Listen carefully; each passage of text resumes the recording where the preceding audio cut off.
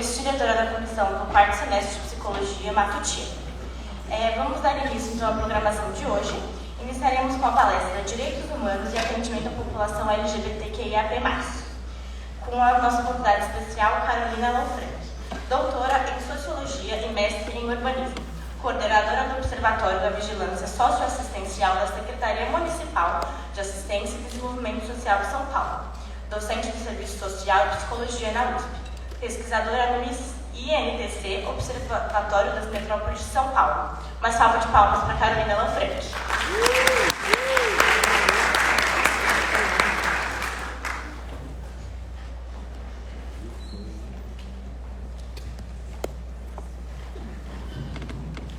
Bom dia.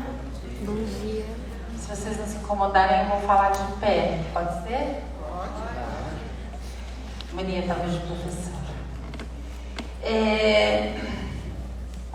De forma resumida, antes de entrar mais especificamente na conversa que a gente vai ter hoje, eu tentei trazer para vocês um conteúdo pensando justamente na formação das ciências sociais, que é meu campo, mas também especificamente das políticas públicas, porque vocês, psicólogos, na grande maioria das vezes, começam a carreira de vocês, se não diretamente vinculada, mas indiretamente vinculada a políticas públicas. Seja na saúde, no campo da saúde, que querendo ou não, seja na clínica ou em outros serviços de caráter mais comunitário, está vinculado ao Sistema Único de Saúde, mas também, principalmente, como campo de estágio, como campo de início mesmo de carreira, as políticas de assistência. E aí, não sei o quanto vocês têm de conteúdo do que as ciências sociais, ela é três grandes áreas do conhecimento, né? E a psicologia, vocês sabiam disso. Então, eu lembro uma vez que uma colega da psicologia falou assim: nossa, mas você falando de Foucault? Foucault é das ciências sociais, na verdade. Então, tem muitos autores que são estruturantes do saber, do conhecimento das ciências sociais, que também servem ao fazer do psicólogo, da psicóloga. E aí tinham me dado a tarefa de falar também especificamente da comunidade, da população LGBT. Que na verdade a gente já ganhou outras letrinhas nessa sigla, né? LGBTQIAP+. Mas como uma mulher cis, eu entendo que eu vou até uma página para poder falar disso, ou tratar deste assunto. Então, eu organizei, ia falar um pouco, fazendo um resgate, ou pelo menos garantindo que a gente está falando partindo do mesmo conceito de políticas públicas, e aí especificamente SUS e SUAS, e depois dessa população em específico. E aí, abri para vocês tirarem dúvidas e a gente bater um papo nesse sentido. Eu já estou nessa área das políticas públicas já vai dar uns 20 anos, mas sempre tive o tripé, assim, os pés e as mãos na área da pesquisa, com pesquisas, a gente estava falando lá atrás, com pesquisas censitárias da população em situação de rua, e mesmo na gestão pública, na área da vigilância socioassistencial, que também é a parte de dados e pesquisa. Mas já tive na supervisão de serviço, plantão de serviço. Então, além da docência, essas outras frentes me alimentam, inclusive, para a docência. Bom, primeiro que eu queria trazer os autores, tá? Mais contemporâneos, que a gente fala hoje, o Estado é resultado de coligações. Talvez essa é uma expressão mais comum que vocês devem ouvir por aí, que é justamente a capacidade como sociedade que a gente tem de transformar as nossas bandeiras, nossas pautas em efetiva ação, programa, etc. Isso envolve uma construção de consenso, uma construção de visão de mundo, que ela se faz no miudinho do dia a dia, mas também em escalas maiores. Nós estamos em ano eleitoral. Esse é um dos momentos que a gente pode falar, mas isso não é só. Então eu tentei trazer um conceito mais abrangente possível e atualizado do que seja política.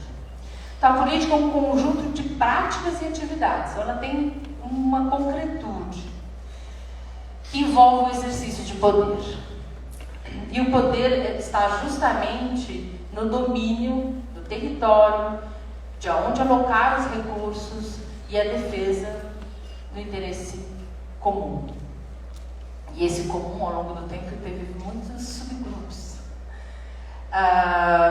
Mas é basicamente a gente ter espaço ou lugar, ou encontrar formas de, nas nossas práticas e atividades, obter a possibilidade de participar dos processos de decisão. Então, fazer política, enquanto estudantes, a jornada é uma parte desse exercício. É organizar um evento formativo onde vocês são os protagonistas dessa jornada. De convidar, de negociar, de pensar os dias, né? Então, é esse exercício. E poder pautar coisas que talvez na graduação, propriamente na grade curricular, não seja suficiente ou não tenha esse endereçamento. Pautas mais contemporâneas. Então, isso é fazer política, na escala estudantil, como exemplo. Os grêmios estudantis é uma outra forma, partidos é uma outra forma, movimentos sociais é uma outra forma, que é justamente interferir na tomada de decisão. Tudo bem? Então, não é um bicho de sete cabeças como normalmente talvez se pense ou se fale. Eu tentei trazer uma linha histórica, que eu vou passar um sobrevoo das ciências políticas para a gente poder aterrissar depois na psicologia. Mas, então, alguns vão reclamar aí essa linha de séculos que eu coloquei, mas é só para, principalmente do século XIX, século XX, eles foram longos séculos, no sentido da quantidade de mudanças e de tecnologias sociais. Mas, resumidamente, a partir do momento que a gente sai de uma noção servil e passa a conceber a ideia de um único, a necessidade de um rei, Maquiavel, é a figura clássica disso, porque senão vamos brigar entre nós, precisamos de alguém que nos medie. Para garantir o comércio, é preciso ter uma única moeda, uma única língua, porque eu não posso a cada 10 metros que eu tentar atravessar de território, ter que pagar taxas distintas, moedas distintas, línguas distintas. Então, essa ideia de Estado-nação produz, por consequência, uma noção de direito civil, que é o direito, basicamente a propriedade, mas é o direito de existir, de ser reconhecido para ser protegido e mediado por esse Estado. Depois, a gente avança, e aí eu estou falando de um modelo eurocêntrico de Estado, mas que é o que nos afeta diretamente no sul global, mas é o Estado liberal, que é a ideia de direito político. Então, ter a possibilidade de participar. Vejam, eu fiz uma linha, mas a vida não é uma linha cartesiana assim. Tanto que para nós mulheres, o direito político de voto é bastante recente. Mas entendendo que isso são processos evolutivos de entendimento da função do Estado e da relação do cidadão nesse papel junto ou na composição do Estado. Depois, principalmente com as crises do capital, a gente vai entender o direito social. E aí é o famoso Keynes que faça um buraco e torne a tapar. Para sair da crise de 22, produzir emprego, dinamizar a economia, o Estado é o principal motor. Então, nem que seja produzindo um buraco para tapar de novo, assim eu gero emprego, gerando emprego eu gero consumo, e assim eu faço rodar a máquina da economia. E aí vem a ideia de que existe um mínimo, e as guerras têm o principal papel disso, de que tem um mínimo que precisa ser garantido por esse Estado. A industrialização produziu uma forma de ser e estar nesse mundo que não dá para, por exemplo, o que a gente tinha antes da Primeira Guerra, que era criança nas fábricas produzindo. Tinham peças pensadas, maquinário pensado para o corpo criança, porque só ele acessava aquela peça e aquele lugar. Como sociedade, a gente entende que criança não trabalha, porque está numa fase de desenvolvimento e que, como sociedade, temos que proteger. Ele não é um ser produtivo.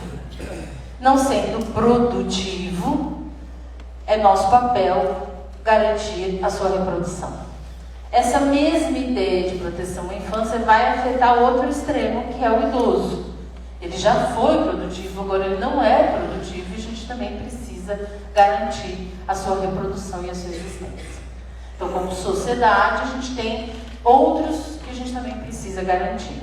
Então, os direitos sociais é esse entendimento que o coletivo é importante e necessário, para a geração futura, um dia se tornar economicamente ativa, e o outro que já foi, já contribuiu e agora merece o devido descanso ou reconhecimento. Estou resumindo, e todo resumo tem prejuízos, mas acho que isso ajuda a organizar um pouco mais quando a gente fala de políticas públicas e essas eras em que elas foram pensadas e envolvidas. Mais recentemente, a gente discute e vem avançando cada vez mais, ele não surge agora, mas a gente vem avançando nessas pautas,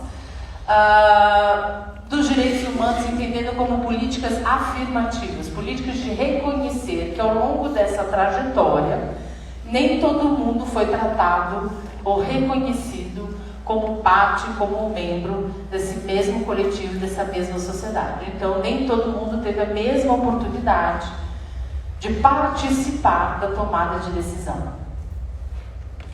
E alguns grupos em específico têm uma trajetória e a gente precisa reconhecer nosso déficit e aí, portanto, tratar de forma diferente.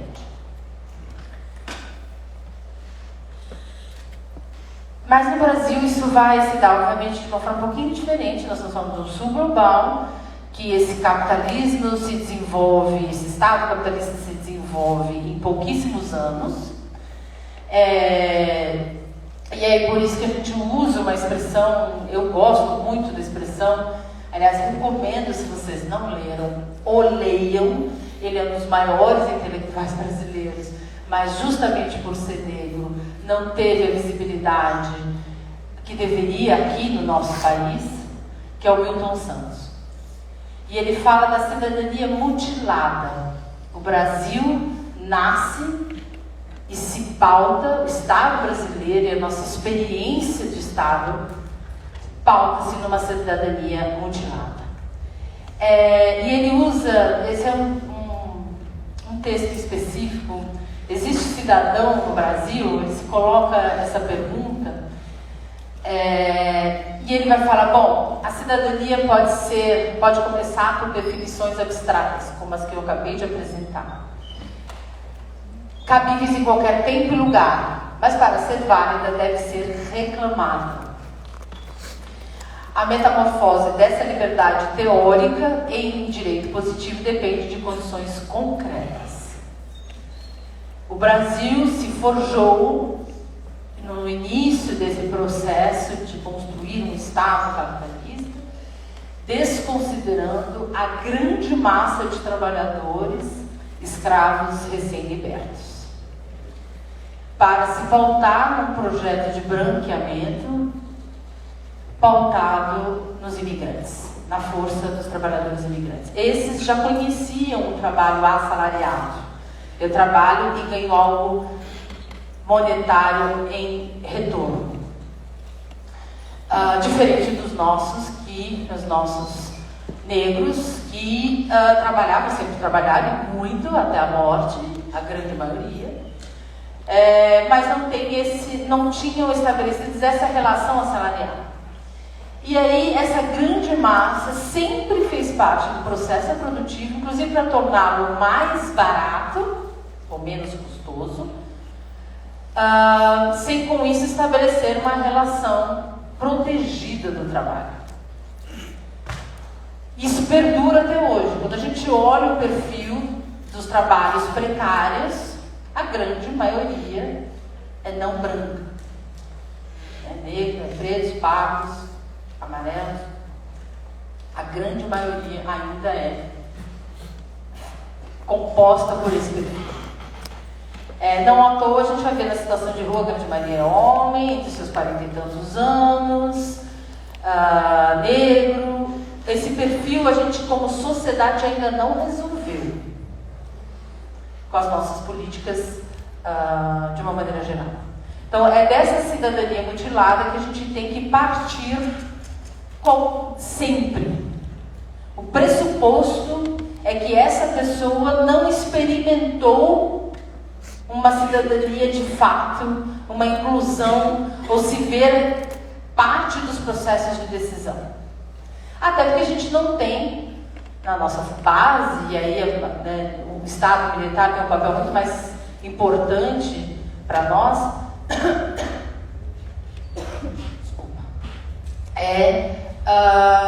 a gente não tem educação política. Mas vamos lá para o específico do campo de atuação de vocês, que é o Sistema Único de Saúde e o Sistema Único de Assistência. Vale dizer que a educação é um campo, existem outros campos que o profissional de psicologia atua e pode atuar, mas eu, falando de políticas públicas, esses são os mais conhecidos ou reconhecidos de atuação. E por outro lado, da assistência, talvez o menos, o mais não tão preterido, né? Não tão referendado, porque, querido ou não, a psicologia ainda é muito pautada por uma noção de saúde individualista, individual e pouco coletiva. Mas vamos lá. 2 eixos fundamentais para resumir muito o que é o SUS e o que é o SUAS. Então, sistemas únicos de atenção. Porque a Seguridade Social, não sei se vocês sabem, a Seguridade Social no Brasil ela é não contributiva, a partir da Constituição, em 3 pilares: saúde, assistência social e aposentadoria. E é nesse pilar, né, nesses 3 pilares, outras políticas sociais, né, educação, habitação, são políticas sociais, mas o pilar da seguridade está nessas 3: saúde, assistência social e aposentadoria. Em termos orçamentários também. É por isso que vai existir, a partir de 88, na Lei Orgânica de Assistência Social, ela vai ser publicada só com muita mobilização em 94, mas o seu conceito nasce na Constituição, é que reconhecemos que existe uma massa de trabalhadores, principalmente trabalhador rural, que a vida inteira trabalha, contribui para essa sociedade, mas que não tem possibilidade de contribuir para a sua aposentadoria. Mas ele contribuiu ao longo da vida inteira.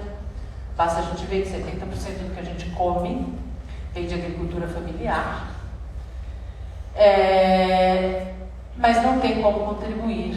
E aí a sua aposentadoria não está garantida, então tem o famoso benefício de prestação continuada, que alguns continuam inclusive chamando benefício LOAS, porque ele nasce dessa Lei Orgânica de Assistência Social.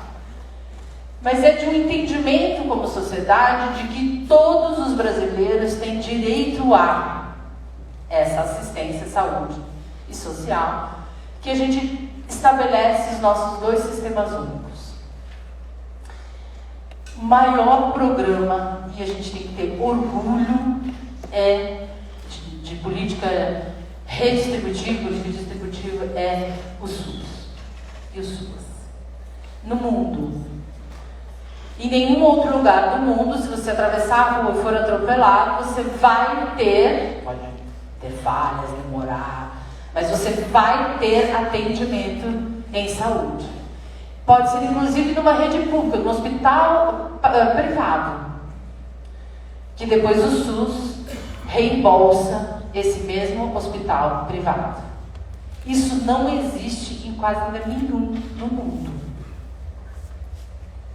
Ninguém vai perguntar se você é cidadão brasileiro, se você é estrangeiro, você será atendido. Você é um ser humano. Esse é o ponto de partida. E é por isso que a gente fala da universalidade como o primeiro princípio. Ela é universal, ela é para qualquer um que dela precisar. Tanto na saúde como na assistência. É que na assistência a gente tem uma massa de déficit pela desigualdade e pobreza e um recurso muito enxuto, então a gente prioriza. Mas a pandemia trouxe a discussão e retomou a discussão que o Suplicy sempre fez da renda básica da cidadania ou renda da cidadania, que é reconhecer que a gente produz riqueza e que se a gente compartilhar essa riqueza, ela volta cada vez mais facilmente como qualidade de vida. Se eu sou uma pessoa trabalhadora, pago as condições materiais, R$600 ou R$1.200, R$2.000 vai fazer a diferença para eu garantir aluguel, alimentação, atividades culturais para minha família. Se eu sou da classe média, média alta, um comerciante, presta serviço, eu vou investir no meu próprio estabelecimento, contratando mais alguém. Então ele volta, esse recurso injetado voltaria rapidamente, na forma de emprego, na forma de imposto. O extremo, vamos dizer, vive do lucro, que não chega a 1% da nossa população, com as mais altas rendas, ele se devolveria na forma também de imposto de renda, porque ele não vai usar para ele R$1.000 não é nada. Então, é essa noção que pauta as nossas políticas atualmente, que é essa da universalidade. E a outra, equidade. Equidade não é a ideia de justiça somada à ideia de justiça social, somada à ideia de que não partimos do mesmo ponto. Eu estava falando agora do homem negro no mercado de trabalho. Ainda é uma realidade, né? As mães de meninos sabem muito bem a diferença, ou o medo que está presente o tempo todo, porque você não sabe se seu filho vai ser abordado todos os dias, porque abordado ele vai, essa é uma certeza, pela força policial, pela força do Estado, e se ele vai sair ileso desta abordagem. Então, se ele vai chegar à vida adulta e se ele vai chegar a ser um trabalhador. Então, não está no mesmo lugar do que os outros jovens da mesma idade, branco, vindo de outros territórios, que não, de repente, as comunidades e favelas. Então, isso é equidade, tratar o diferente, de forma diferente. Então, recentemente, o pé de meia é isso, entender que para a permanência na escola, eu preciso dar uma noção de futuro, uma perspectiva de futuro. Então, são políticas que abordam de forma diferente o diferente. Integralidade. Isso é entender que o sujeito não é nada, no sentido de categorias pré-estabelecidas. Nós vivemos várias circunstâncias ao longo do tempo e temos que ser olhados na nossa totalidade. As nossas condições materiais, as nossas condições psíquico-mentais, esse conjunto. Quando a gente fala na educação das várias inteligências, então eu não tenho a lógico-matemática, mas eu posso ter a geográfica, a social. Todas essas são inteligências importantes. Ainda que a nossa escola muitas vezes pauta-se em poucas delas. Essa é a ideia de integralidade. Então, o trabalho do psicólogo é complementar ao do psiquiatra, a da TO e assim por diante. É integralidade.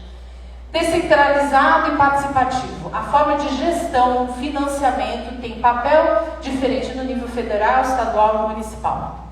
O município é o executor, estadual ele é executor no regional, mas normalmente ele é o que deveria dar formação, assessorar os municípios na sua execução, e o nível nacional dá as diretrizes e cofinancia. E tem as conferências, né? Tem os conselhos, conselho de unidade, conselho municipal e assim por diante, que é para participar da agenda, da definição do que é prioridade, quais são as metas para essa política. Mas a gente organiza as ofertas por nível de complexidade. Primária, e aí a gente está falando no SUS, eu vou dar um exemplo, tá? Não se limita a isso, a rede SUS. Mas a gente tem a UBS, e aí está um mapinha e um atendimento, que é essa ideia de territorializar, de estar próximo ao cidadão, da sua moradia. E isso é em qualquer lugar do Brasil, você vai a uma UBS, ainda que quase a grande maioria hoje está sendo executada por organizações da sociedade civil. Então, é uma organização que executa com dinheiro público um serviço público. Depois a gente tem, na média, a AMA e o CAPS, para dar exemplos. Depois, os hospitais. E a mesma coisa no SUAS. A gente tem o serviço de convivência e fortalecimento de vínculo, a gente tem o centro-dia e o abrigo, ou serviço de acolhimento. Vou dar um exemplo, o idoso. O idoso que tem plena condição, já se aposentou, mas ele está, enfim, mas acaba ficando isolado, porque a família já está em outro lugar, já mora às vezes em outra cidade, e ele vai restringindo com a idade os seus círculos de relações. Então a gente tem na assistência o núcleo de convivência para idosos. Ele vai lá, faz ginástica, fofoca, namora, né, um espaço para ele ser um sujeito pleno. Vamos imaginar que ele tenha diabetes. Ele vai ser acompanhado pela OBS, vai lá, retira o medicamento para garantir o controle dessa diabetes. Esse mesmo idoso, com o passar do tempo, descuidou da sua diabetes, uma ferida aparece, ele tem que retornar ao especialista para ver como é que a gente vai resolver. De repente esse medicamento não está mais funcionando e ele precisa ir no ano, ser atendido pela equipe, vai fazer outros tipos de exame, vai verificar o grau de complexidade agora é outro. Vamos dizer, a demência começa a surgir como uma condição e aí ele passa a participar do centro-dia, que ele vai de manhã e sai no final do dia. A família não tem como parar a sua vida, principalmente no papel produtor, né, reprodutor dessa unidade familiar, e aí o centro-dia aparece como essa possibilidade de, ao longo do dia, garantir o cuidado. Ele não vai ser ensinado nas suas capacidades manuais, cognitivas, motoras. Agravou, a ferida ficou muito pior. Vai ser necessário amputar esse membro. Ele tem que ir para o hospital. Ele não deixa de tomar o remédio do OBS, ele não deixa de ter a referência naquela AMA, ainda que ele tenha que ser internado para uma cirurgia no hospital. É isso que estamos falando de integralidade. E aí a demência tomou tal condição e evolução natural da doença, que agora já não é mais suficiente o centro-dia. Ele precisa de outros cuidados, outro tipo de atenção. Às vezes uma alimentação nasogástrica, enfim. E aí são as instituições de longa permanência para idosos. Eu tenho que, além de garantir os especialistas, eu tenho que garantir o teto. Essa é a diferença para a alta complexidade. Beleza? Resumindo bastante, com todos os prejuízos que um resumo traz, Isso é o SUS, isso é o SUS. E os dois juntos, com as condições de renda dadas por programas de transferência de renda e pela aposentadoria, a gente está falando da Seguridade Social para sempre.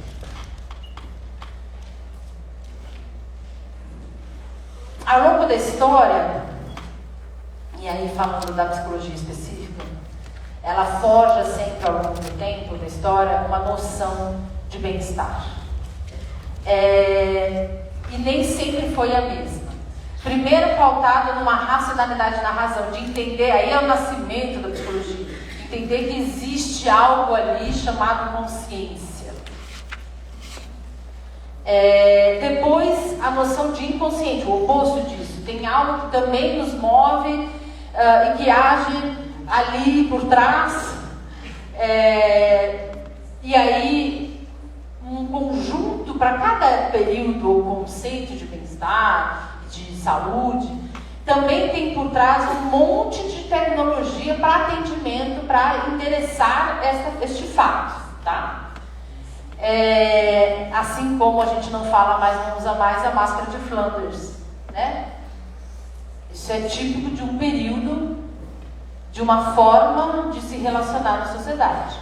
A gente produz ferramentas, a gente produz tecnologia para cada conceito que a gente tem de ser humano. Depois, e aí Aimé e Foucault, dos corpos docilizados, Fanon também vai falar disso. Que é a ideia de um controle deste corpo. Nos tornamos industrializados, precisamos produzir alta produtividade. O típico filme do Charlie Chaplin, né? Eu tenho um mundo de regras, eu obedeço e eu faço parte do processo produtivo. E aí meu corpo tem que entender e aceitar essa condição. E aí a gente tem um conjunto de psicotécnicas para tornar este corpo dócil. Hoje, a gente fala do biopsicossocial, ou seja, não é só a fisiologia, a predisposição, as condições biológicas, fisiológicas de alguém, que vai determinar a sua capacidade, a sua possibilidade. É também as suas condições psíquicas, de interpretação, de concepção de si, de relacionamento com os outros, porque a gente está cheio de outros, né? Seja para servir de referência daquilo que a gente não quer ser, seja para referência daquilo que a gente quer ser. E social. Não existe separado. Nós não existimos fora do contexto social. E o contexto tem tempo, espaço, tem práticas culturais, tem um gosto. Nosso gosto também é determinado por um conjunto de práticas. Existe uma figura, Bourdieu, que ele vai falar do capital simbólico. Ele vai falar justamente disso. Você pode herdar o capital como você pode adquirir ao longo da vida. Normalmente quem vai adquirir fica na margem do grupo, do campo.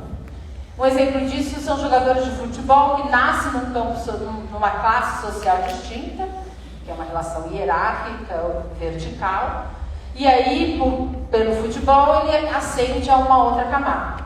Mas os gostos e as práticas dessa camada ele ainda não tem. Um exemplo era um jogador, eu não me lembro o nome dele agora, que ele vai pegar um voo, e a moça vem com um prato, com algo branco enroladinho, fumacinha, ele jurava que era uma tapioca, era um paninho para higienizar. Se adquire e se disputa. Disputa legitimidade. Quem nasceu naquele campo conhece, já naturaliza algumas dessas práticas e nem percebe. Ele normalmente está no centro do poder. Quem adquire depois normalmente está na margem deste poder. É justamente desse biopsicossocial que estamos falando. Não dá para separar.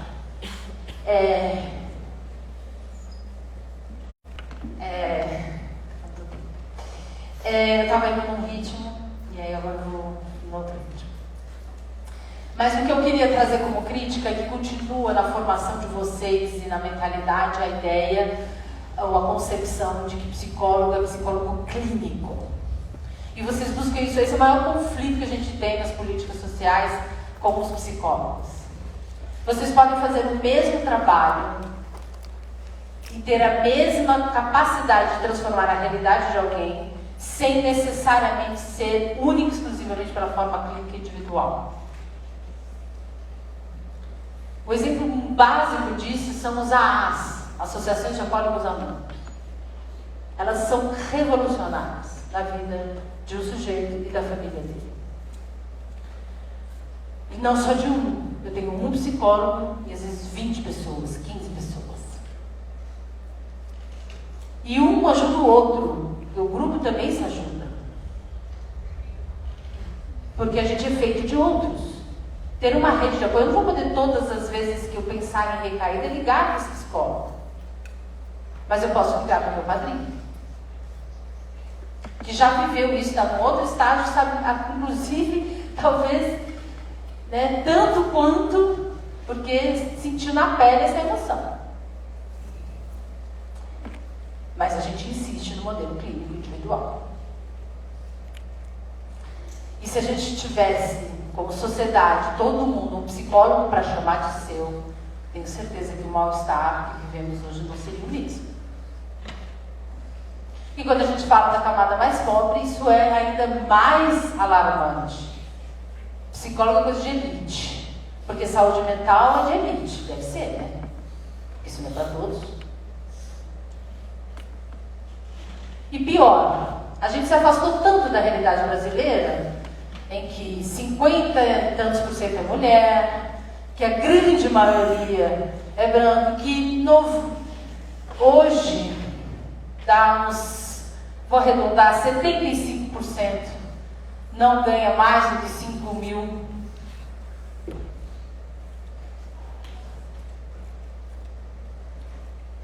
É tão distante que a gente também não produziu ciência em cima disso. A gente vai falar de isolamento, né, com a pandemia. A gente só passou a falar de isolamento quando isso virou um problema da burguesia, vou dizer. Mas isso já é uma realidade para as nossas periferias, em conflito armado há muito tempo. Há muito tempo a gente produz uma geração que não sai de casa por meses, nem para ir para a escola. E o que a gente sabe disso? Quantos estudos de psicologia a gente tem produzido sobre este assunto? E a abordagem acaba sendo fragmentada e retifica os mesmos pensadores. Falando agora da LGBT, da comunidade, do grupo LGBTQIA+. Primeiro, as siglas estão mudando. Sim, porque conforme a gente avança no entendimento, a gente também avança nas palavras. Já diria Foucault, palavras e as coisas. A cada tempo, uma mesma palavra vai significar outra coisa. Sim, é obrigação nossa nos inteirarmos dessas siglas. A não ser que a gente realmente queira viver isolado, meio do nada. A base da psicologia é uma base humanista. Não é igual nas redes sociais, não existe a possibilidade de cancelar alguém. Na vida real, não se cancela alguém. A única forma de cancelar alguém é aniquilando este alguém. E essa eu entendo que não está na mesa como uma opção. A base da psicologia é justamente a crença em todos os seres humanos. Em todas as suas formas. A outra, falando de sexualidade, identidade e gênero, é que não é porque eu, numa fase da vida, me identifico, pratico, me atraio por determinada coisa, que ao longo da minha história, da minha trajetória, será exatamente igual. Ela é uma construção, por isso que é fluida. E aí o principal ponto que eu chamaria do sofrimento, e aí a contribuição específica do campo social para a psicologia, é o sofrimento ético-político. Toda vez que eu preciso de uma cesta básica, eu tenho que reiterar a violência sofrida, a violência doméstica sofrida, eu sofro um pouquinho de novo. O fato dessa mãe que eu dei lá o exemplo lá atrás, mãe de um menino negro, ser abordado todos os dias, produz uma prática. Para vocês terem uma ideia, a nossa molecada da quebrada vive mais do que com RG no bolso, é com a nota fiscal do celular e a nota fiscal da bicicleta. É mais importante do que o meu RG para sobreviver. Isso é sofrimento ético. Quem não vive isso não sabe o que é isso. Ou a ansiedade que causa se eu sair de casa sem esse documento.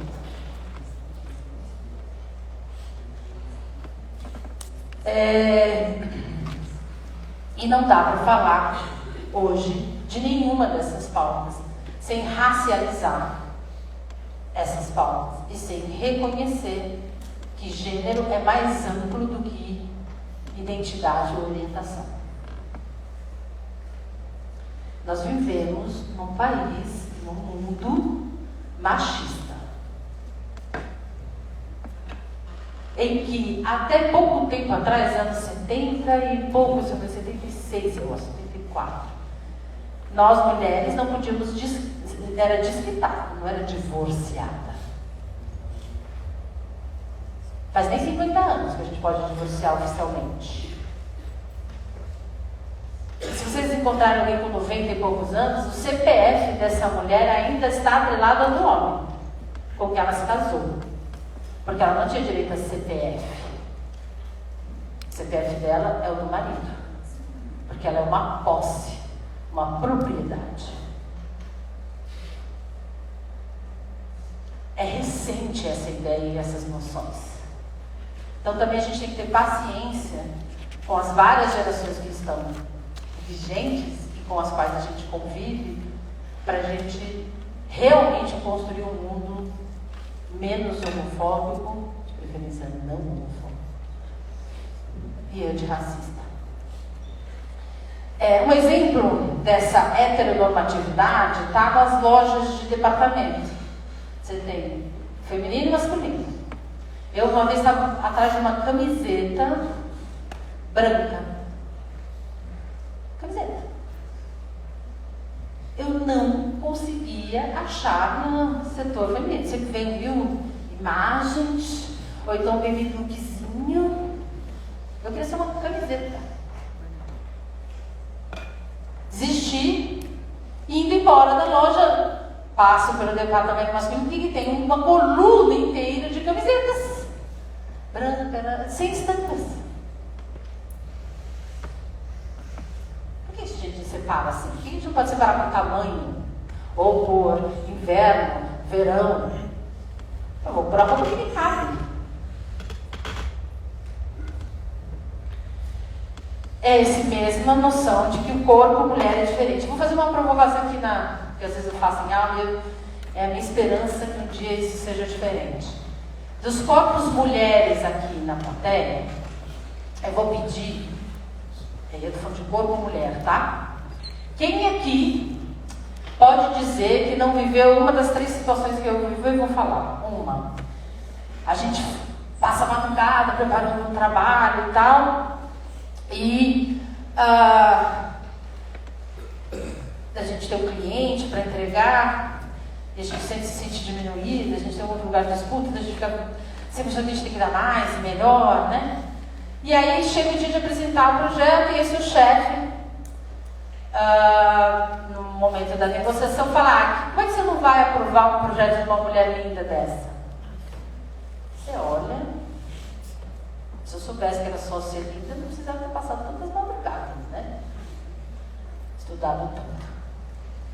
Mas se eu falar isso, eu não fecho o negócio, eu perco o emprego e eu engulo, fico quieta. Talvez as minhas sobrancelhas falhem um pouquinho. Mas a gente fica quieta. Segunda cena. Clássica. Seja uma balada, mas vamos falar metrô, que é a mais clássica, o ônibus.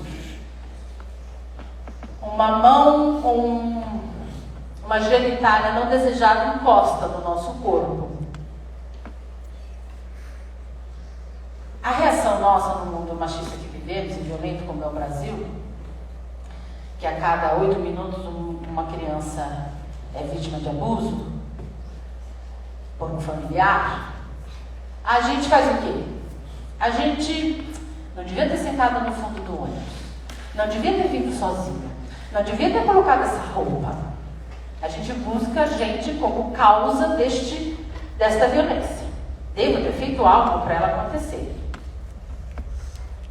Aí, logo na sequência, a gente calcula a nossa reação. Se eu gritar, a agressão vai piorar? Ou no ônibus inteiro vai olhar para mim, em vez de olhar para o cidadão? Em vez de simplesmente reagir, a gente calcula a nossa reação. Quando a gente finalmente fez esse raciocínio, o que normalmente acontece? A porta do metrô se abre. Esse sujeito vai embora. Que ódio! As profundezas do nosso útero. De que a gente não reagiu, a gente não falou nada, a gente não falava, a gente está. Novamente, a gente guarda isso. Então, quando um colega de faculdade dá liberdade para a gente falar um pouco sobre isso, às vezes vem uma voracidade para cima de vocês, entenda, não é nada pessoal, mas é o que você representa. E de todas as vezes que eu não pude falar.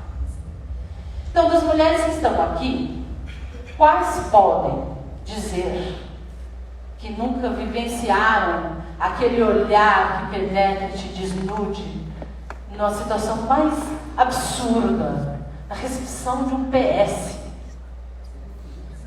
ou essa do metrô, ou essa do trabalho?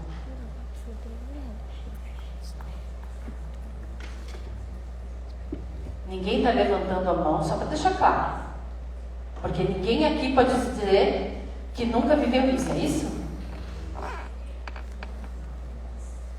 Quantos homens na audiência? Olha a diversidade de corpos mulheres ao redor de vocês hoje. Nenhuma delas pode dizer que nunca viveu isso. Bem-vindos. Vocês não fazem a menor ideia do que é carregar esse corpo mulher nesse contexto.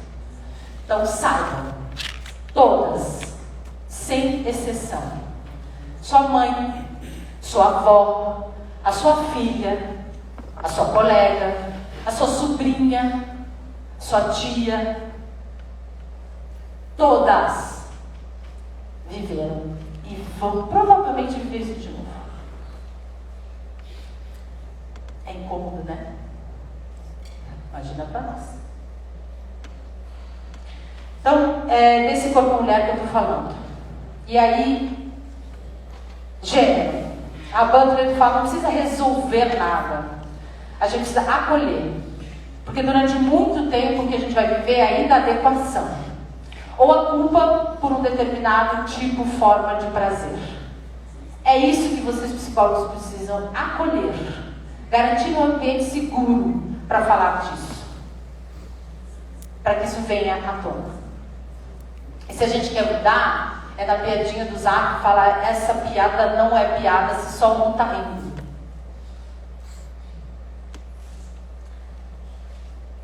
Acolher é o primeiro passo, mas não é suficiente. Um outro exemplo, e eu prometo que eu estou acabando, é uma psicóloga, uma psiquiatra atendendo um jovem negro, gay, de uma família evangélica, ferrenha, que tentou suicídio. O que ela prescreveu? Podcasts, livros, sabia que existiam outros jovens gays. E aí a gente fica com uma mania de sempre patologizar e prescrever um medicamento, ignorando o primeiro passo talvez do psicólogo é entender esse contexto social. Se é uma mulher, já pode pressupor, é fato, algum tipo de perturbação pública ela já viveu, no mínimo, se não mais. negra, com certeza racismo ela também viveu.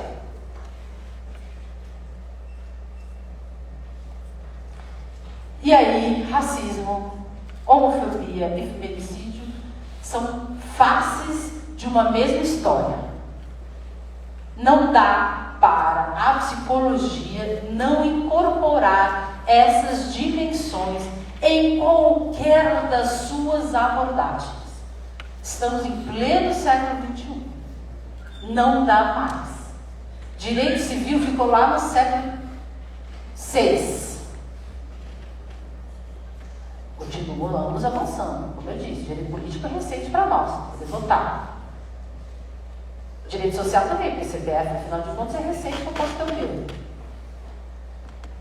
Então, as políticas afirmativas, essa última coisa, ela precisa vir acompanhada de políticas universais. Então, esse é o papel de vocês, dar voz e vez igual. E eu estabeleci, depois a apresentação pode passar para vocês, mas alguns mandamentos que acho que é fundamental. Um é o compromisso social, de mudar essa realidade. Se você quiser chegar em casa e ter certeza de que a mulher que está do seu lado, ou que a sua filha não vai viver isso, é agora que você tem que mudar isso nas suas relações com os seus amigos de corpos homens. Entender que a gente é parte de uma história, que tudo bem reconhecer, mas não basta. Então, se alguma mulher falar isso dói, ou alguém dizer isso dói, em vez de se justificar, não era bem isso que eu queria dizer, simplesmente peça desculpa. Porque se doer, não adianta um ser livre se todos nós não formos. Só vai ter certeza de liberdade se todo mundo for livre. E a autodeterminação. Eu posso e tenho capacidade de dizer o que eu quero para mim. E quando eu digo eu, no sentido eu coletivo. Os povos originários, os quilombolas, eles podem se autodeterminar e definir quais políticas são adequadas. E sempre se indignar diante da desigualdade, da violência ou da violação. Silêncio é contribuir para o opressor.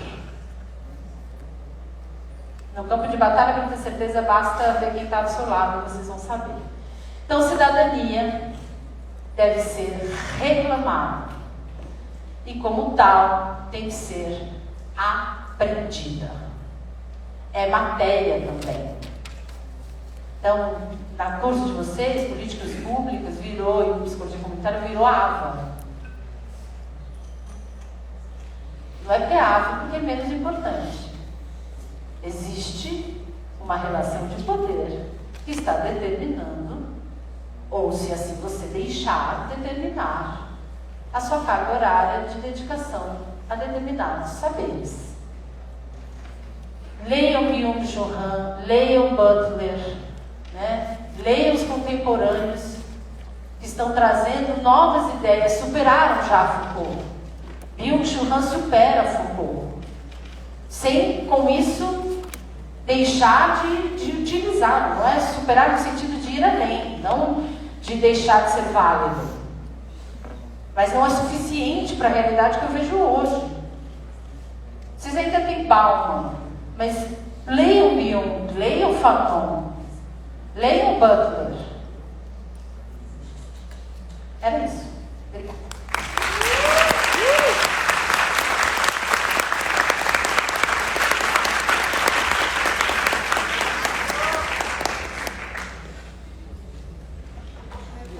Vamos dar continuidade agora ao nosso segundo palestrante, Davi Rodrigues Ruivo Fernandes, psicólogo formado pela Universidade Metodista de São Paulo, conselheiro estadual, presidente da Comissão de Direitos Humanos do CRB São Paulo, coordenador da comunicação e comissão de avaliação psicológica e psicologia clínica do CRB, e DA, subcomissão de sexualidade e gênero, especialista em psicanálise e saúde pelo Instituto de Ensino Hospital Israelita Albert Einstein, pós-graduando em ciências humanas, sociologia, história e filosofia.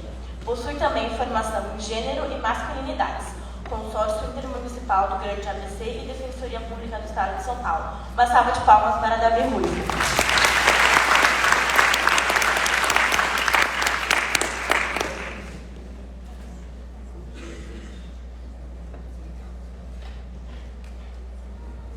Bom dia, vou pedir licença para vocês quebrar o protocolo de cumprimentar essa professora, porque foi muita referência. Eu falei, gente, espero muito que vocês aproveitem as aulas com ela. Se tiver algum dia ou algum momento que vocês não têm aula ali, ela está em outro campus, por favor, vou arrumar a aula dela porque eu quero ir. Deixa eu dar um abraço nela.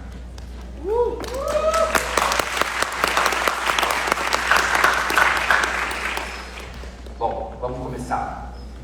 Eu sempre costumo brincar, se vocês querem, né, aqui de manhãzinha, uma quarta-feira, uma fala que é institucional, mas que é uma fala política, que é uma fala sobre a psicologia, se vocês querem com emoção ou sem emoção. Não consegui ouvir, porque, né, com emoção ou sem emoção? Com emoção! Tá bom, então vocês vão participar junto comigo.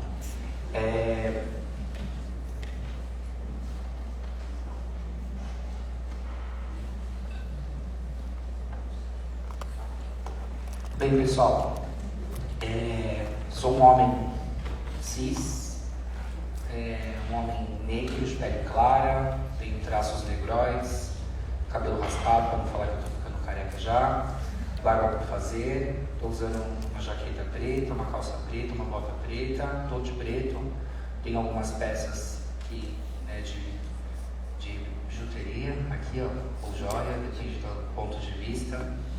O cachecol, e atrás de mim eu tenho um telão com a logo da jornada de psicologia de vocês. E eu estou aqui. A importância da gente falar para vocês que estão em formação, pessoas que também já se formaram, sobre a pauta LGBTQIAP+, ela parece que já está batida, parece que ela já está desgastando. E quando a gente tem um olhar mais aproximado, a gente vai observando que a gente está falando sobre a gente. Alguém aqui já amou? Muito. Alguém se sentiu amado ou amada? É bom? É gostoso? Tem sofrência? Vocês já sofreram uma desilusão?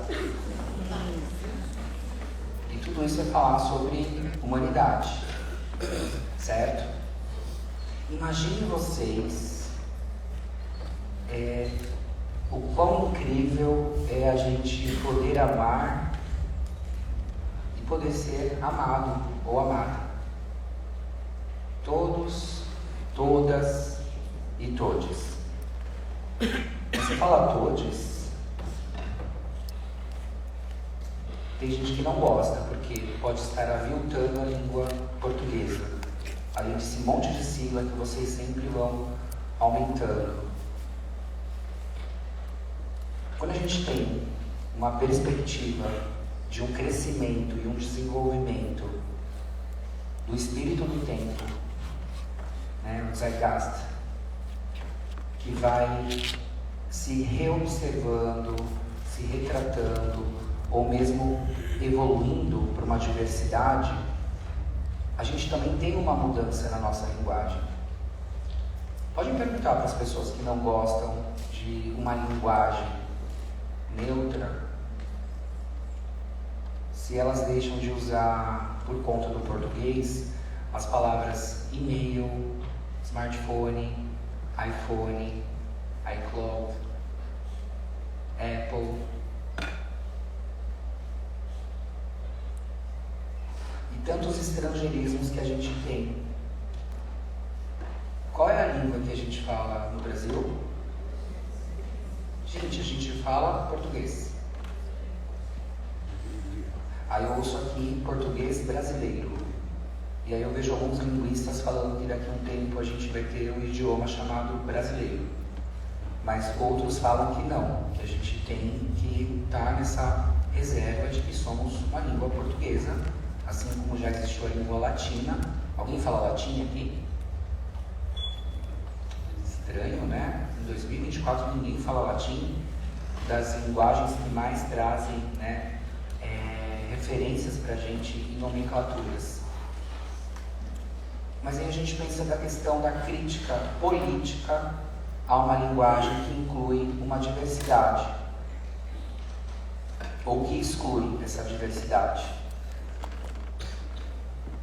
E quando nós paramos para avaliar de onde que vem isso, vai ter um contexto de quem fala e de quem critica, de crenças, de política, de valores.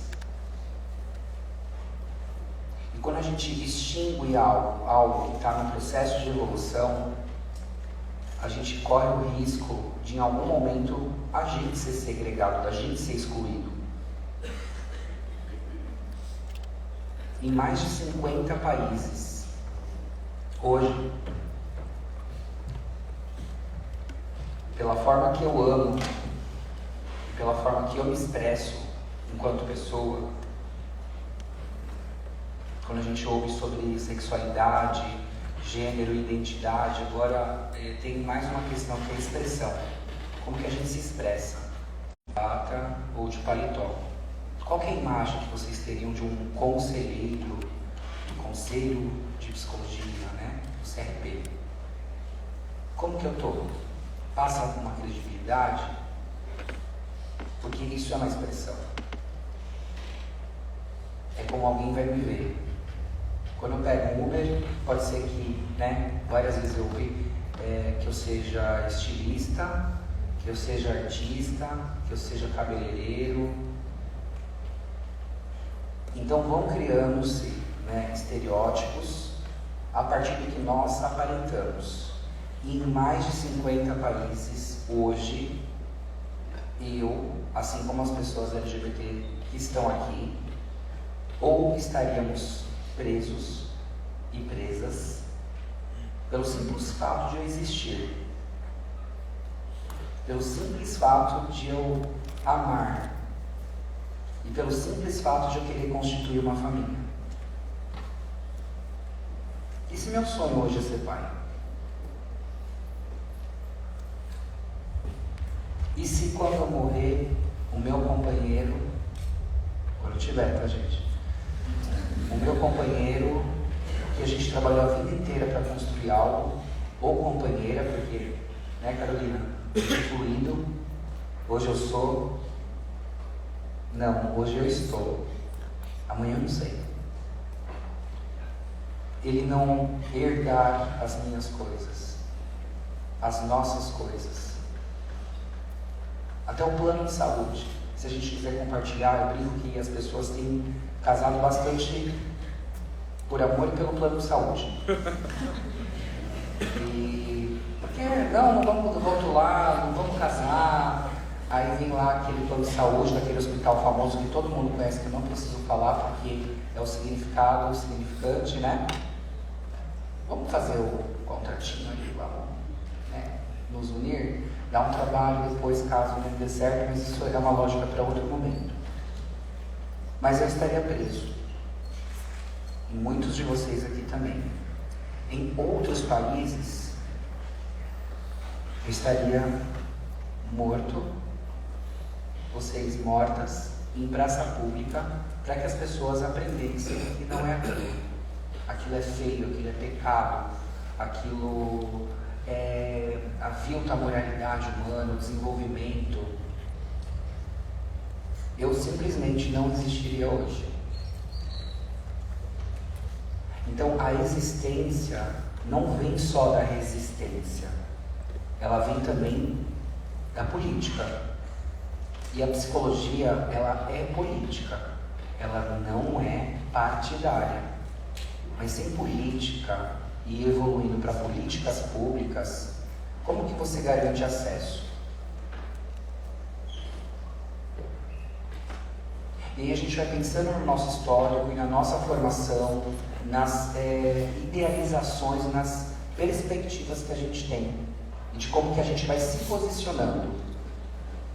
Sabe uma coisa que eu percebo em muitas das palestras que eu vou, ou das formações, das orientações, é que a psicologia, ela tem se afastado, ela não tem criado ciência, e ela tem replicado frases, né, tiktorizadas, como refletir, recordar, elaborar, né? Quando você for tocar uma alma, lembra que você é uma alma, das explicações. E uma coisa importante nesse momento, quando eu ouço, né, a Carolina, e trago para vocês também, porque a minha fala coaduna muito com ela. Não leiam, estudem as referências. Ler hoje se tornou algo muito superficial. E uma coisa são as queixas, é o que vem, é o que é mostrado. Outras coisas são as demandas. Isso não só na clínica, isso na assistência, isso na saúde mental, isso nos esportes, isso no RH, isso na empresa, na indústria e nas mais diversas relações. Então, nós ainda somos um país num nível e numa posição violenta no mundo, de que mais violenta as populações LGBTQIA+, e de que mais comete violência contra as mulheres. E quando a gente observa quem violenta majoritariamente isso também vem de uma masculinidade, isso vem de um padrão. É como se existisse uma força bélica que sempre está guerreando para manter o status quo. Os corpos docilizados, domesticados, como traz Foucault. Quem conhece Foucault, ergue a mão. Ok, pode abaixar. Quem conhece Fanon, ergue a mão. Quem conhece Fanon? Vocês estão vendo alguma diferença? Um cara europeu, branco, outro cara um cara negro, que traz grandes referências e leituras de sociedade. Nós somos uma sociedade majoritariamente negra, majoritariamente feminina. Quem aqui consegue citar, sem ser a Virginia Bicudo, né? Mas duas psicólogas que todo mundo conheça, que são referências pra gente, mas que são mulheres pretas. Muito bem. Quem é a professora dela? Não, mas eu não aprendi na faculdade isso. Isso são as minhas leituras por fora. Vocês conhecem a Isildinha? Quem conhece? Neuza dos Santos, quem conhece? Gente. Vocês estão vendo alguma coisa estranha? Suzia Faveiro, minha amiga, linda, inteligente e que escreveu Psicologia Suja. Vocês já viram? Estou ficando feliz. Porque quando a gente fala de uma psicologia hegemônica, a gente vai trazendo padrões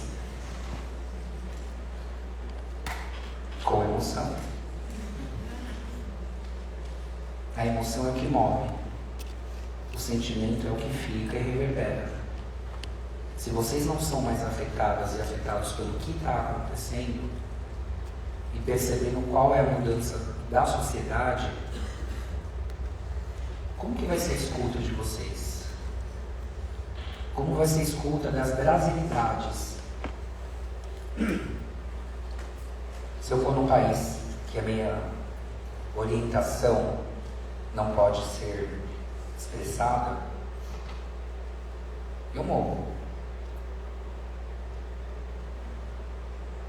E se eu ficar tendo uma escuta das pessoas a partir de uma Áustria, 1895, num período pré-guerra, pós uma lógica judaico-cristã, sendo um homem branco e fazendo uma análise da sociedade. Como que é isso hoje? E respeitando muito os nossos mestres, porque também são os meus, e a partir deles a gente não precisa culpabilizá-los do que não foi feito em 1895. Mas em 2030 é você que vai escrever. Eu vou ler você. Só que a gente é colocado num espaço de tanta despotencialização que a gente só quer se formar. Só que a Constituição, que é importante que a gente tenha, vem da gente saber das nossas origens. Faz sentido? E vamos pensar, como que é ouvir algo sempre estando atrás de um divã, com uma perspectiva que não tem essa brasilidade? E vamos longe. Ontem teve um evento muito importante do Dia da Psicóloga que se chamou Origens. Qual é a origem da psicologia brasileira? Aonde nasceu a psicologia brasileira, vocês sabem? E como que vocês lidam com uma situação que vocês não sabem de onde vem e para onde ela vai? Vocês sabem quem é o pai do seu avô? Alguém sabe? Quem é o pai do seu avô? Pai do seu avô. Sabe? De onde que ele era? Seu nome e de onde que seu bisavô era? Meu nome é Luciana, ele era da Itália. De que lugar da Itália? Você sabe?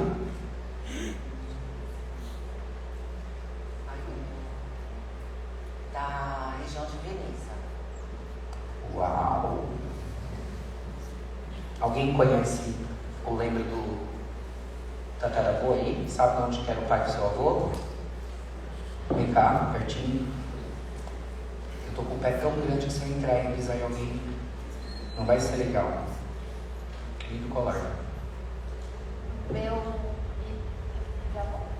bisavô era do Ceará, De que lugar? Teranópolis.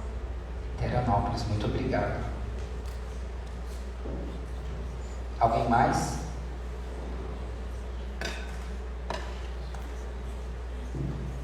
Gente, ele tá me gravando.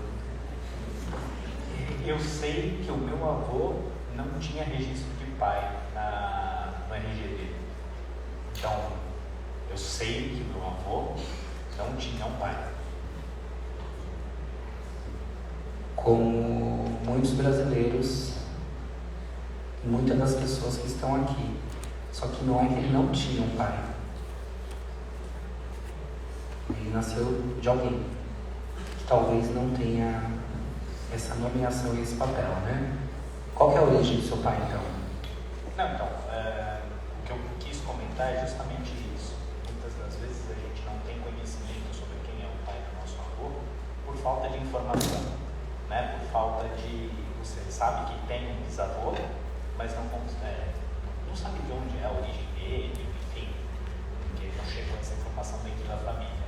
Nesse caso, ter documentação que indica que uma pessoa não teve a presença paterna, eu acho que é importante para mostrar as relações que acontecem no país, na formação do país mesmo, né? Uma sociedade que tem registro de que pessoas são submetidas, como hoje muito acontece, da criação sem uma figura paterna durante a sua vida. Sim, muito obrigado. Como é seu nome? Obrigado, Renato. Para a gente seguir aqui,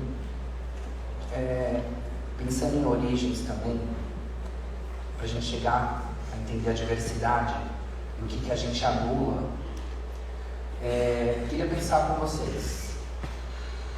Se eu tivesse com muita grana e não quisesse viajar aqui dentro do Brasil, eu queria saber nomes de praias que eu poderia visitar. Praias paradisíacas, praias lindas, praias que são um desejo para poder estar ali. Citem para mim nomes de praias. Fora do Brasil. Como? Aonde fica? Acima do Padre Noronha. Hã? Não, fora do Brasil. Fernando de Noronha é maravilhoso, mas... Ibiza. Ibiza, quem mais? Kona. Como? Kona. Rona. Kona, no Havaí. Kona, no Havaí. Onde mais? Como? Bocas de Toro. Onde fica? Panamá. Quem mais? Vai falar que vocês nunca entraram nos pacotes lá, dos viagens que vocês querem fazer, não estão com grana agora e vão pensar um dia. Olha, tá vendo, gente? Tocar o coração. Cancún. Bora, bora. Como? Paradeiro, Cuba. Onde? Tailândia. Como? Bali. Tulum. Bonito, né? Tulum. Binguim, Pinhim? Onde fica? na Indonésia. Indonésia. Sabe o que é interessante? Nenhuma dessas praias incríveis que vocês citaram, nenhuma é na África.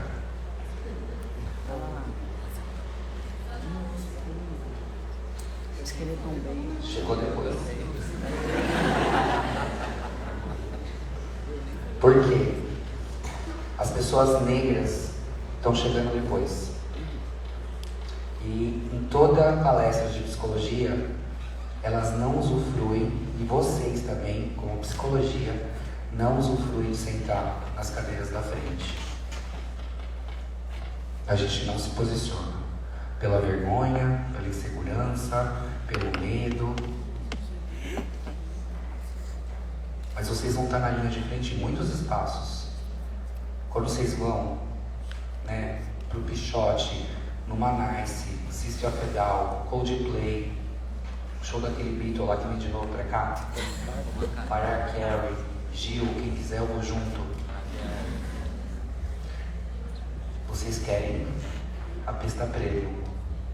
Por que vocês sentam na última cadeira? Por que a gente não fala das praias africanas na nossa memória? Por que vocês não estão lendo psicólogas brasileiras, psicólogas pretas brasileiras? Por que tem que ser fora dos nossos espaços acadêmicos? Qual é a origem de vocês? Porque eu sei que o bisavô dela nasceu em Veneza. Se eu perguntar para qualquer pessoa qual é a descendência dela africana, não vai saber o país ou a cidade. Se eu perguntar para alguém da avó indígena, dificilmente vai saber a tribo. Eu ouço de longe, tá? Isso é bom e ruim às vezes. Abalado, então. Mas qual é a origem de vocês? E quais são apagadas? E por que foram apagadas? Dentro de uma psicologia que vem também de um modelo colonizador. E que coloniza corpos, encaixa pessoas, que nasce da norma. Antes do período da ditadura, que era conhecido como uma delegacia, que vem pelos meios de produção também da hiperprodutividade e de ter as pessoas perfeitas para os lugares perfeitos.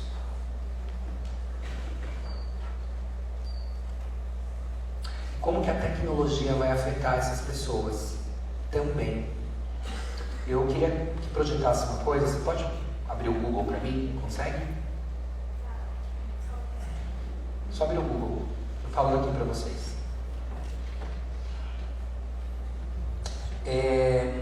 Beatriz, mulheres lésbicas bonitas.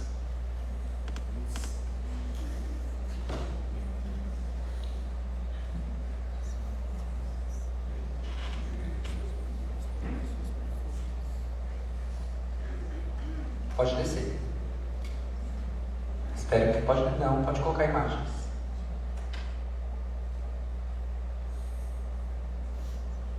Estranho, porque estão todas brancas, todas muito felizes, a maioria com batom vermelho e unhas vermelhas, magras, Cabelo liso. Obrigado. Coloca agora mulheres lésbicas brasileiras.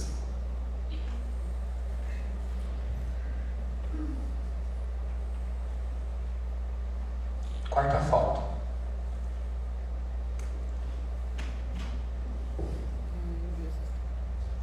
O que é beleza? Qual é o corpo aceito? Como as inteligências artificiais estão delimitando o que é bom, ruim? Qual é a leitura de mundo que a gente vai ter quando vocês se formarem ou no cotidiano? Pode descer.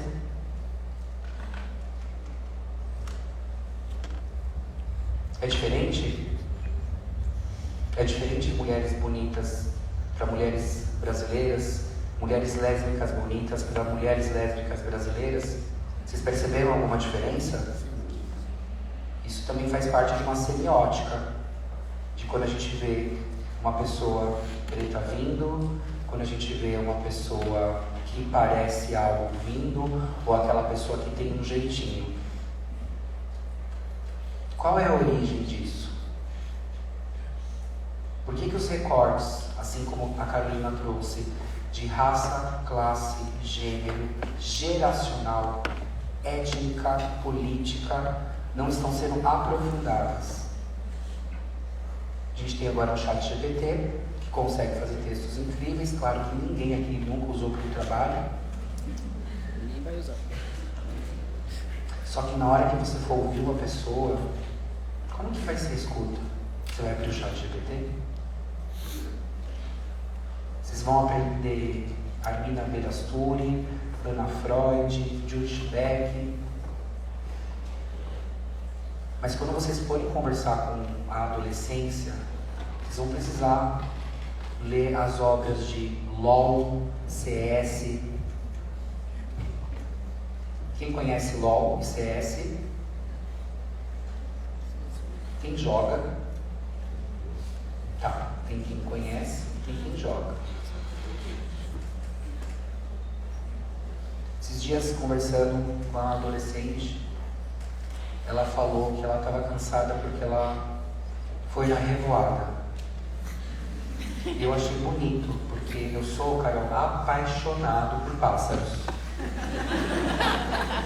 Por que vocês estão rindo? Você entendeu por que eles riram?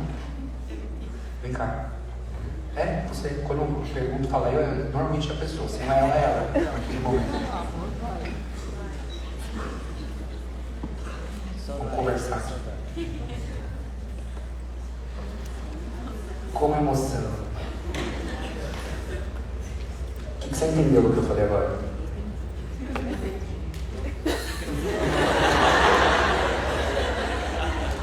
Você gosta de revoada?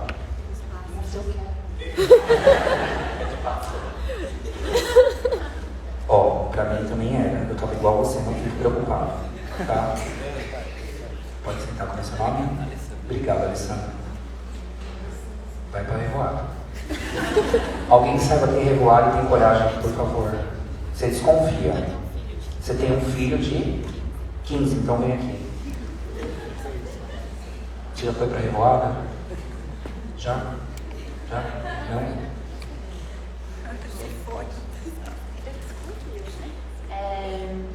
Eu acredito que tem a ver com funk, com esse movimento.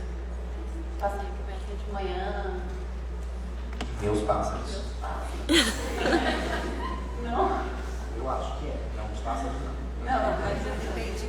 Gente, alguém com propriedade para vir aqui e definir o que é revoada. Por favor, é pelo bem da psicologia, pelo bem da ciência. Por favor.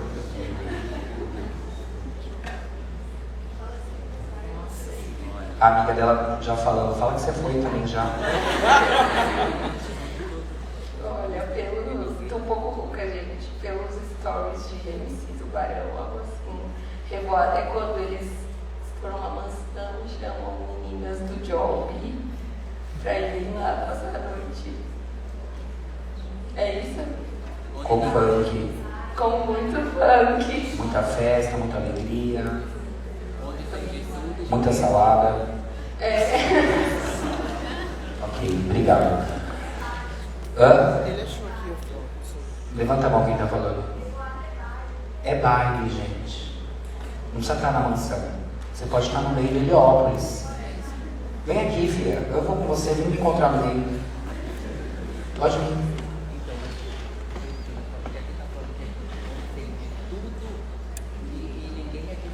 Onde vai que liga, quase uma poesia. Onde tem de tudo e ninguém é de ninguém. Por Alessandro. Bom dia, seu nome? Revoada é baile, é rolê. É sair pra beber, dançar, curtir. Não precisa ser do jovem, não. Muito obrigado.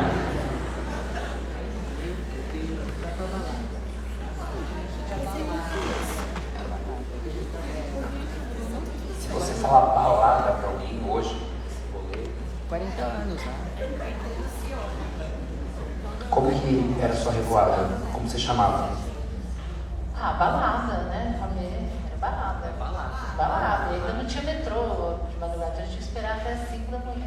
Isso aí. Era você em 93 ali na Paraíso, sentado esperando o metrô. Lembro. Gente, eu tô brincando, mas vocês estão entendendo quando a gente não sabe? E aí vocês vão falar o quê?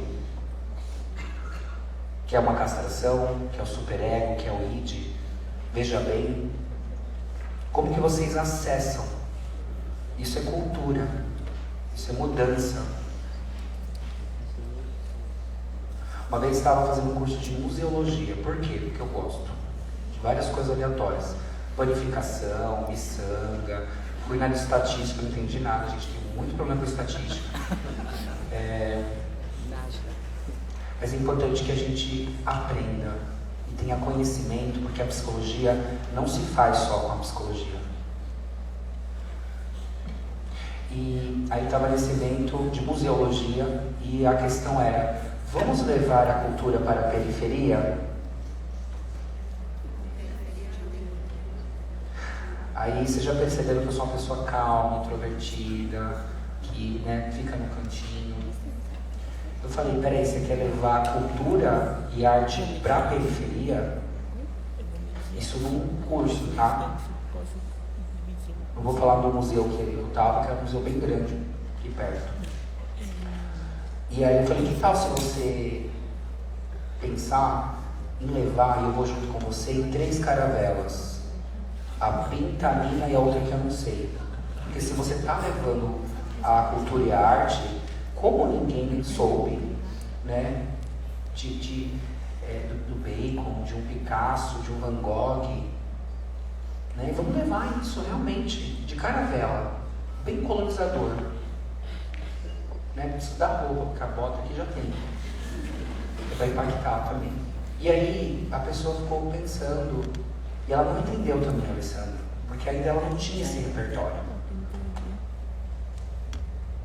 Então a gente não tem lá um slam, a gente não tem um hip hop, a gente não tem um lugar aqui que o pessoal faz maracatu na rua, fecha a rua, faz lazer na rua, não só na Paulista.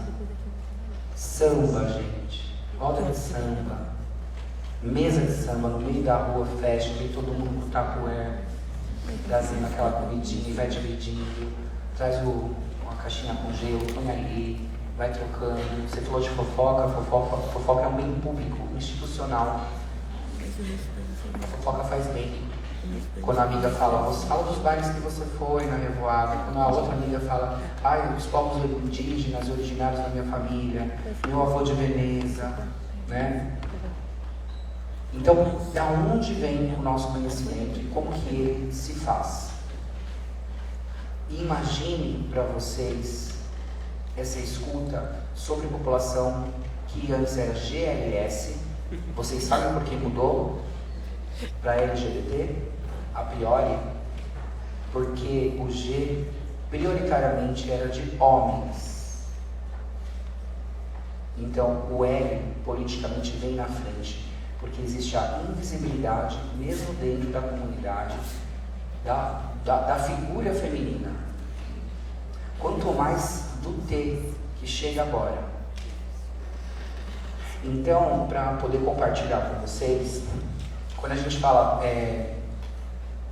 da psicologia, a psicologia era hegemônica. A gente também tinha um aspecto higienista de encontrar as pessoas certas para os lugares certos.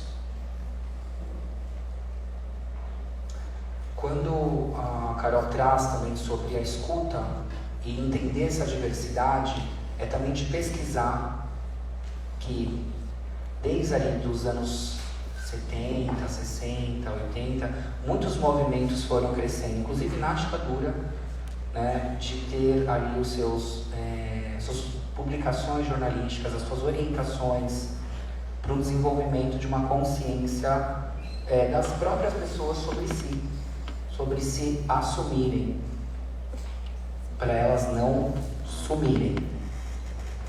Só que uma pessoa heterossexual não precisa assumir que ela é heterossexual. Por isso que a gente fala, né, que a sociedade é muito hétero, cis, branco, normativa. E vocês viram da cultura que a gente conseguiu conversar entre nós aqui, 300, 400, quais as leituras que a gente tem de mundo, qual é a pesquisa que a gente faz, aonde que a gente se aprofunda, o que a gente amplia, quais são as origens. E a gente está só reproduzindo falas, lendo sinopses, não lendo matérias, correndo, acelerando áudios.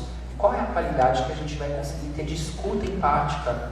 Não dá para acelerar muitas das coisas.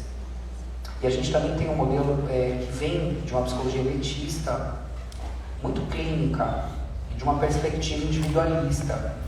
E hoje nós precisamos entender a interface do compromisso social de uma saúde coletiva para um acesso de todas, ao invés só de uma prática exclusiva. A psicologia precisa ser inclusiva, criar acessos, capilarizações. Existe uma coisa incrível que se chama SUS. E uma coisa mais incrível ainda que está no SUS que se chama SUAS. No SUAS eu consigo falar das minhas questões.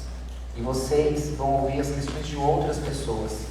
Porque as questões de racismo, LGBTfobia, xenofobia, misoginia, da lógica medicalizante, da lógica comercial, ela está todos os dias, inclusive na gente, inclusive em mim. E sobre os nossos medos e temores. E nós temos uma resolução, gostaria que vocês anotassem, é a resolução do Conselho Federal 01/99, que fala sobre o atendimento a pessoas LGBT.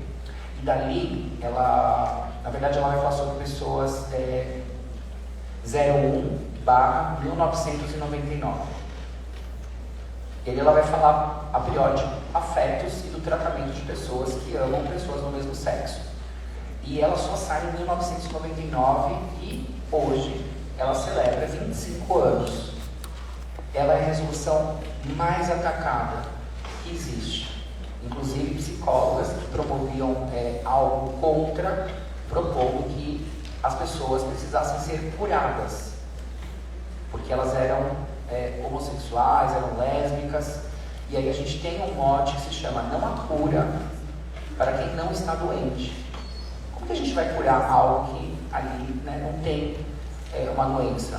E o problema é social, até porque se uma pessoa heterossexual procura a assistência, ela não vai ser conduzida para ser homossexual, para ser lésbica, para ser LGBT como um todo. E aí pode ser estranho que a gente fale isso, mas isso acontece há muito tempo. Tanto a questão LGBT, que era muito suprimida, quanto a questão, por exemplo, do próprio espectro autista. Agora tem muito autista, que é uma crítica que a gente ouve, é um absurdo. É que agora a gente está olhando para isso. Agora tudo é mimimi, tudo é indígena, tudo é população preta, tudo é LGBT. Por quê? Essas pessoas estão sendo mortas. Elas muitas das vezes não têm chance, principalmente fora das capitais, tá, gente? Fora da capital. Quando a gente tem as cidades, né, que vão se interiorizando e as políticas dos municípios são tão conservadoras que não permitem que as pessoas tenham um atendimento ou acesso à saúde digno, ou mesmo, né, de ampliar espaços que vão discutir isso e que vocês amanhã podem estar ali lutando por uma carga horária saudável e por um salário legal para atender a sociedade, porque a psicologia tem como princípio o agenciamento de mudança e o compromisso ético, científico e social desse acolhimento. Porque vocês não vão estar lá só ouvindo, vocês vão estar escutando. E a escuta tem uma qualidade, não precisa ter um aprofundamento. Esse daqui é um dos livros que eu trouxe para vocês pesquisarem, que se chama Violência e Preconceitos na Escola, Contribuições da Psicologia. Aqui começa a falar do bullying, né? E nesses primórdios a gente começa a entender como que isso se torna uma crise. Recentemente um menino, né, ele sofreu suicídio pela condição de como ele era, como ele se expressava e de onde que ele vinha. E aí, Alessandro, quando a gente fala de precisar entender, por exemplo, os adolescentes, as pessoas não estavam ouvindo, ou o pedido de socorro deles sendo percebido. Do lado de vocês pode ter alguém sorrindo e está em sofrimento porque a família não aceita. E é uma das situações que faz com que as pessoas sejam expulsas de casa. E aí você vê populações na situação de rua e fala, eles escolhem lá porque eles se sentem melhor morando lá. Aonde que essa pessoa vai existir? Temos as referências técnicas com relação às pautas raciais. É importante que vocês pesquisem. E esse livro, ele é terrível. É um livro que eu brinco para vocês lerem quando vocês tiverem um dia legal. Por quê? Quando você fala, e a gente teve uma sincronicidade ali, tem um rapaz que fala isso, eu gosto dele, Jung. Esse livro é muito triste, porque ele foi uma pesquisa do Conselho Federal sobre as denúncias da população LGBT que iam para psicólogas, e as psicólogas falavam que elas não precisavam existir, que elas estavam erradas, que elas tinham que mudar a vida delas, a forma de amar. E uma palavra que você usou, esse livro se chama Tentativas de Aniquilamento de Subjetividades LGBT. Não é aniquilamento da pessoa ali, mas quando você aniquila a subjetividade dela, ela deixa de existir. As pessoas morrem em vida e seguem dessa forma apáticas, tristes, inertes a poder ser quem elas são, por questões políticas, por questões sociais, por preconceitos. Você tem esse livro? Esse é seu. E aí a gente para compreender que isso leva à questão que vocês vão ver chovendo em setembro amarelo. Muita gente de clínica, muita gente se põe a escutar. Só em setembro tem um sofrimento. Eu não ouço, e é importante que vocês tragam que existe uma assistência na saúde para que essas pessoas possam ser atendidas. Que nas situações de crise existem os CAPs. E que a gente precisa trazer isso para a população usufruir e cobrar os políticos para que se ampliem a nossa atuação. No federal existe Suicídios, Desafios para a Psicologia. Vocês podem pesquisar também. Eu achei incrível esse material de Minas Gerais, que é Famílias LGBT, né, que eu estava falando para vocês. A gente pode ser uma família? Hoje pode ter um contrato. Porque quando você fala família, você recebe muitos direitos. E se a lei é igual para todos, por que as pessoas LGBT não podem configurar uma família? Porque na própria lei está escrito homem e mulher.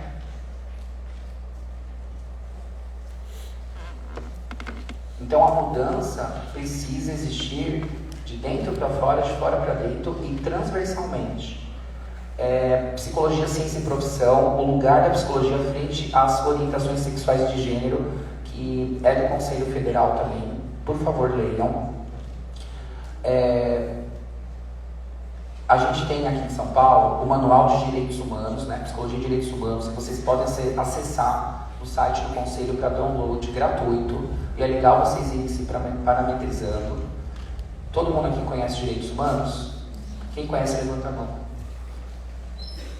Ok. Quem consegue me falar 3 dos mais de 30 artigos que tem nos direitos humanos? Pode erguer a mão. Olha em volta, gente. Eu vou perguntar de novo. Quem conhece direitos humanos, levanta a mão. Por que diminuíram as mãos? Parem de só conhecer. Parem de só ouvir. Parem de só ler. Porque a vida e a subjetividade que vocês vão acolher nos mais diferentes espaços, ela é mais profunda do que um áudio vezes 2. Há um amigo querido, junto com o seu grupo, que eu faço parte, que é a Aliança LGBTQIA+, escreveu, a Carol tá rindo, escreveu o Manual de Direitos Humanos, incrível o trabalho dele, super colorido, com uns gráficos muito legais, didático.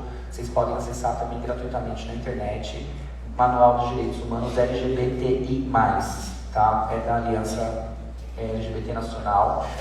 E os mais recentes que a gente pode falar, tem um que é sobre a Resolução 02 de 2019, que é um documento que vai trazer uma orientação sobre o processo transexualizador. Qual que é o nosso papel nele?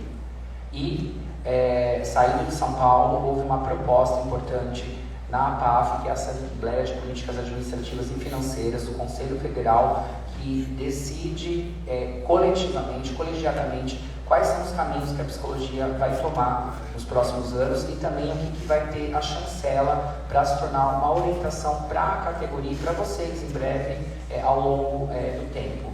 E aí a gente entra na pauta intersexo. Então é importante que vocês leiam essa nota técnica orientativa sobre atendimento de pessoas intersexo. Às vezes as pessoas entendem-se como, entre aspas, homem ou mulher. Eu gosto muito quando cita-se a Butler, né, que a gente vai chegando a momentos, talvez a gente não veja isso em vida, né, mas o quanto que a gente vai se amplificando nas nossas diversidades. Assim como a gente ouve, né, do espectro autista, assim como a gente vê as variedades de mexericas, que são questões aí orgânicas, fisiológicas, biológicas, sociais, a gente também tem as nossas diferenças. Existem homens que descobrem depois de muito tempo que eles têm ovário, ou mulheres que entendem e veem a questão a mais do testosterona. Então a gente não precisa só biologizar, porque não existe essa dicotomia homem-mulher ou corpo e mente, mas a gente precisa entender quais são as demandas. Então a pauta intersexo se torna uma resolução e é importante que vocês também leiam. E por fim, desejo para vocês saúde mental, e a vida é um mar, a gente pode se aprofundar, porque se a gente ficar só na superfície, a gente não vai sentir que o nosso corpo é leve, que a nossa existência é fluida. Mas cuidado para vocês também não se afogarem, ok? Obrigado, gente.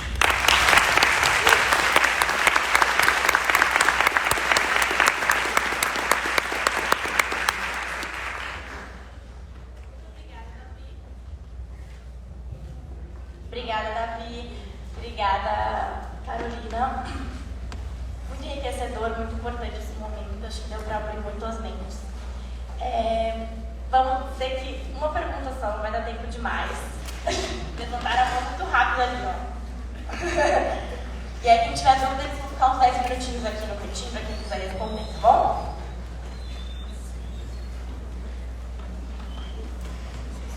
Oi, bom dia.